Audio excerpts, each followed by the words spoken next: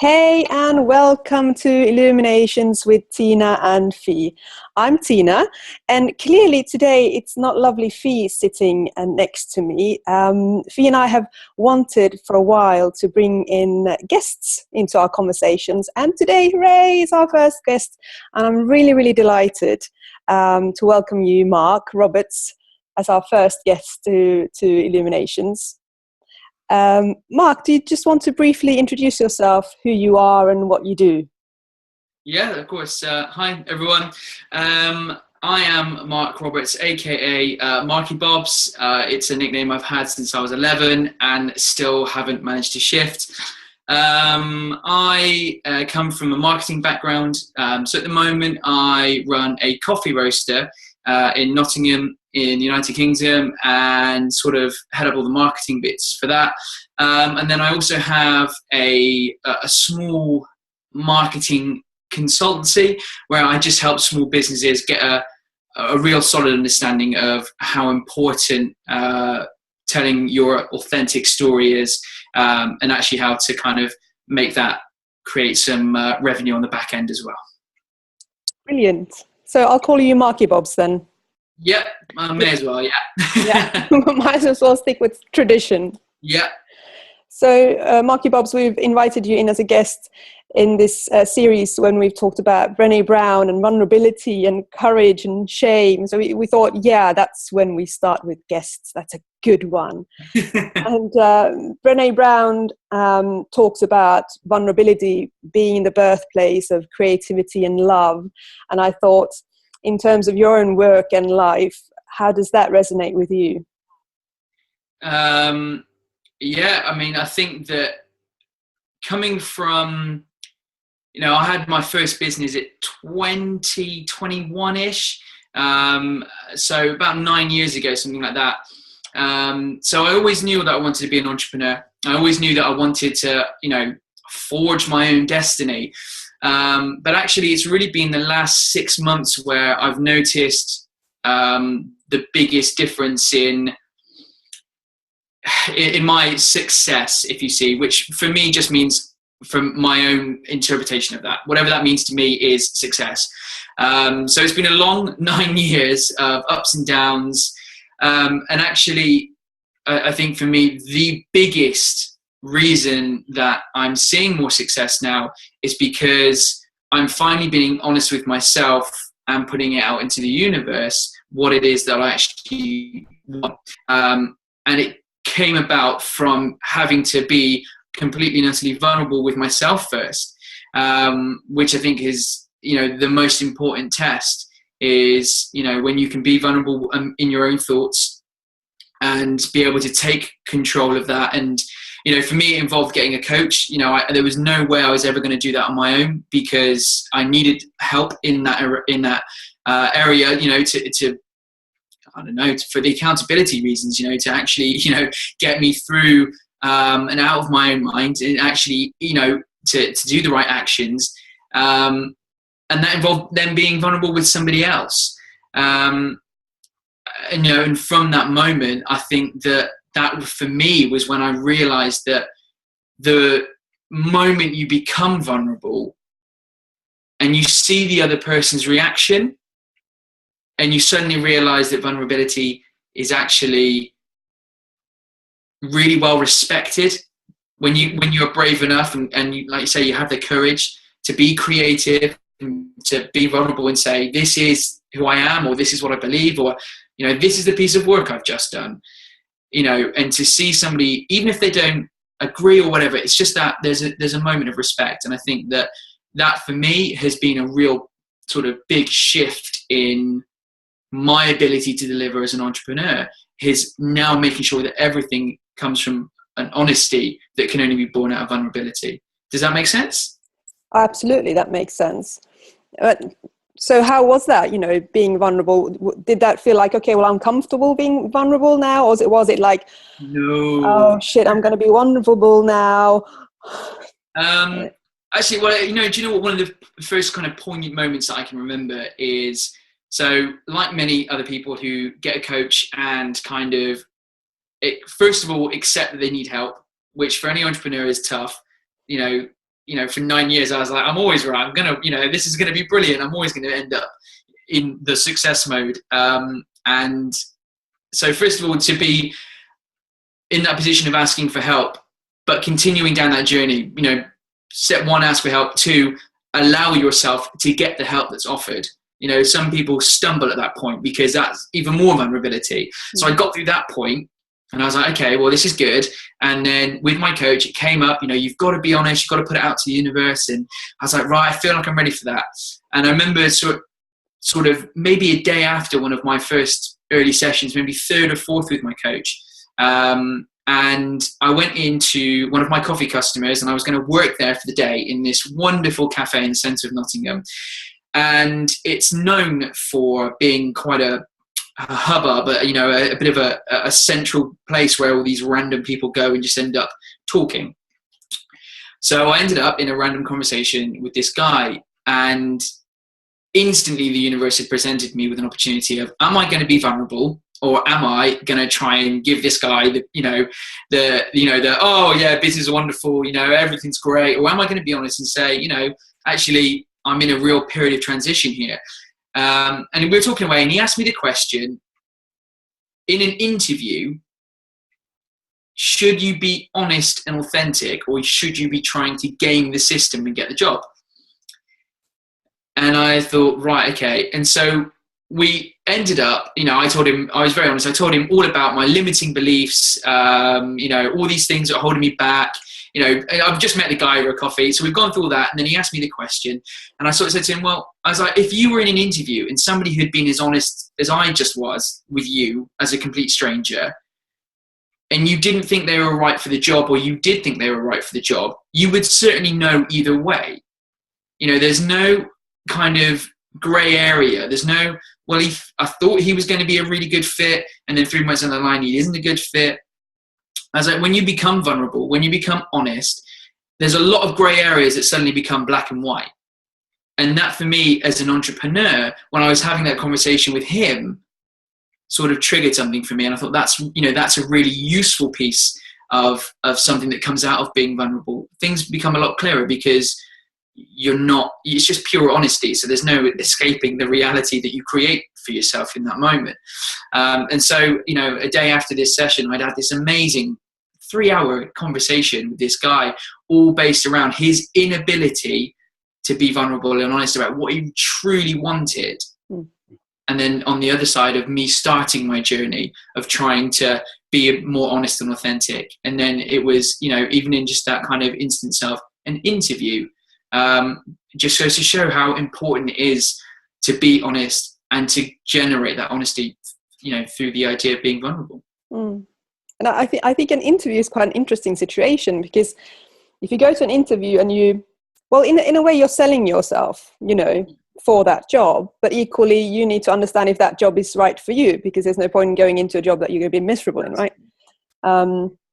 So being vulnerable and authentic in that situation is like, well, at the end of the day, if you hire me on any pretend kind of circumstance, the kind of truth is going to come out anyway, or I'm going to be really miserable because I have to then keep on pretending for the next 2, 5, 6, 7 years that I'm actually someone else who I'm not. How many times have you done that with anybody, from, if you meet somebody at a party, trying to be in a relationship, or, when you've got, clients or whatever, and you're thinking, maybe I'm 100 quid short or something this week. I'm going to try and, get some, and it's like, well, actually, why? If you've just got to, do you think that vulnerability is almost based on trust that everything's going to be okay?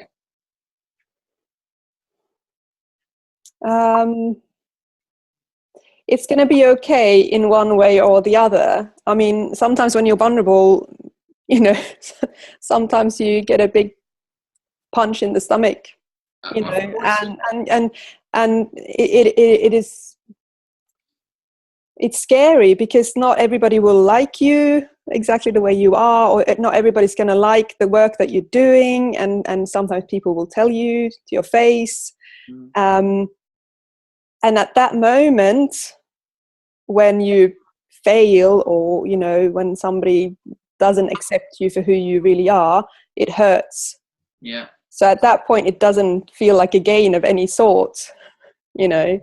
Well, it's But interesting. afterwards. Yeah, I was on Instagram yesterday, and I saw my hero Gary Vaynerchuk on his Instagram feed. Somebody had posted a random person saying, "Gary, I love what you do, but my parents think I am stupid because I can't pass at school, but I have a business making $1,500 a month right now, and I want to quit school and go all in on this, but they literally tease me and make my life hell because I'm not academic. I don't know what to do." Yeah. And I just instantly jumped on. I was like, dude, come on. Like, if you want to be an entrepreneur, get used to being lonely, because it's a fact. It's just the way it is, because people will look at you like you are slightly deranged when you come up with these ideas, and because for me, my gift is that when I'm in a certain situation, I'll see it maybe differently as other people. And I think that that's an entrepreneur's gift, is being able to, turn something into something else, whatever, that wide and depth of that kind of point.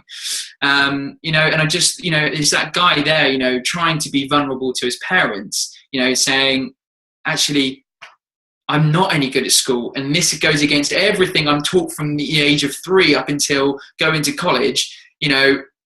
I'm taught that I need to pass these exams, but I'm no good at it. But I am good at this, and I just want to celebrate that. But why won't somebody let me? And I guess that's where the courage comes in. Absolutely. No, sorry. No, that was that's where the courage comes from, is in that pure moment of saying, accepting it, just going, I am who I am. Self-acceptance. Do you think that's got to be then key, right? Yeah, and also self-compassion, be compassionate and, self-understanding and knowing yourself, I guess. Yeah. But also I think that story is quite telling, So clearly this guy, was it a guy? Yes, I think so, yeah. Has got a talent. He's already making money. He knows what he's good at. But his parents think that he should be academic, blah, blah. And that tells a story about them more than him. That's their insecurities and their fear for his future. Oh, what if, then he doesn't have this solid ground to stand on, that they're playing their stories and putting that onto him then. So do you think that happens then in general when you're vulnerable, that it's actually the other person's storytelling that happens when you're vulnerable and it's the other person's storytelling? Do you think that happens in most cases? Would I say most cases? At least in some cases, absolutely. Because being vulnerable means that you're courageous, and you probably you come from a very true place, and sometimes you go against the norm, and that will make, get people scared, absolutely. Bring up stuff for them. And I think if you're vulnerable in front of somebody and they react badly, I mean, why would they, if they're in a good place themselves where they can be authentic self and they're willing to be vulnerable in front of you, there shouldn't be that kind of huge conflict.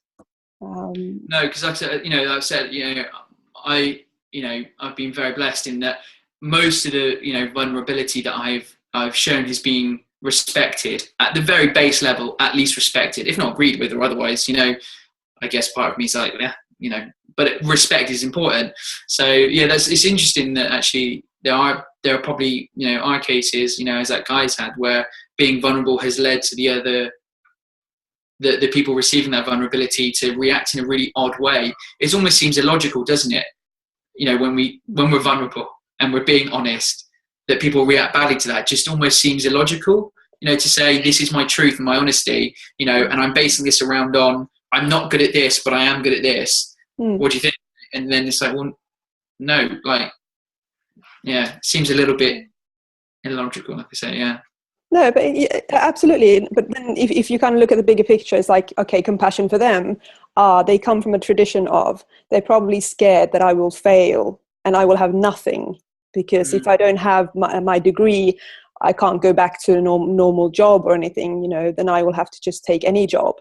So it's like having that compassion for the parents in this case, of going, understanding where they come from and actually bringing that conversation to that level. I know that you love me. I know that you want success for me in my life, but I genuinely believe that this is the way forward for me.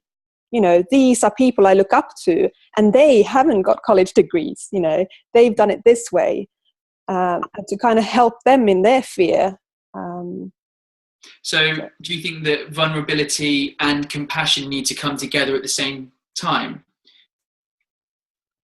So you could be vulnerable and not have compassion. So you could be vulnerable and just be like, whatever, dude, I'm not really care what you think. Or you can do it exactly the way you just described. Yeah. You can do it both ways.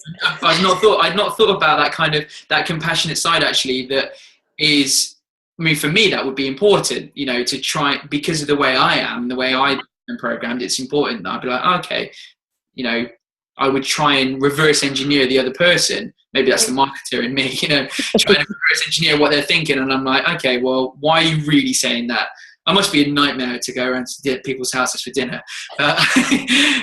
You know, but I've never thought actually that compassion for me is incredibly important, because without that, then I'm gonna maybe going down that route that I'm not be able to gauge the situation right. Because I try not to take offense, because, you know, I accept that, you know, I accept myself for the not being traditional in terms of my approach to running my business and stuff like that. So yeah, it's interesting. Mark, we're out of time. We could have talked about this for hours, I'm sure. Can't believe that was 15 minutes. That's amazing. Yeah. No, and I was going to talk to you about being in the arena and, you know, kind of having your face down in the dirt and the dust and kind of rising up strong, and another time. I'm about to say, if that leaves it a good excuse for part 2, then I'm in. Wonderful. Thank you so much for joining us. Thank you so much for having me. I'm really excited to hopefully read some comments from people and hear what everyone thinks. Brilliant. Take care. Bye. Bye.